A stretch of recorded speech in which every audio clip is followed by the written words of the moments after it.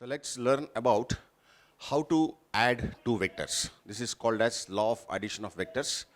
Here I am considering law of triangle of addition.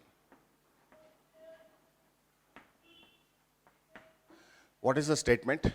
If two vectors are represented both in magnitude and direction by the two sides of a triangle taken in the same order, then their resultant can be represented by the third side of the triangle taken in the opposite direction.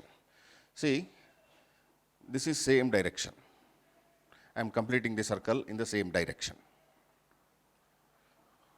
It's going like this, going like this, going like this.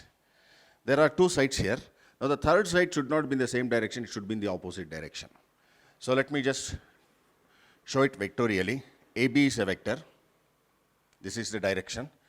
Then you have another vector, say BC.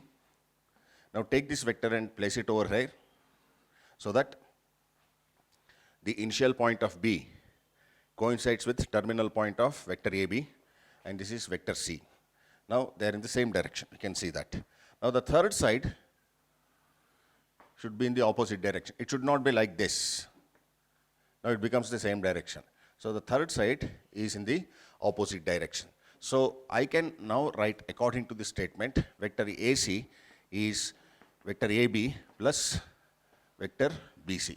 Now vector AC is called the resultant of the two vectors. Of the two vectors, which are those two vectors? Vector AB and vector BC. So remember the law of triangle of addition. Here you have these two vectors have the same sign, same direction. This vector, the closing vector AC, is in the opposite direction. If this is vector A, if I denote vector AB as vector A and vector BC as vector B, then the resultant of the two vectors, vector R, is vector A plus vector B. This is called as law of triangle of addition of vectors.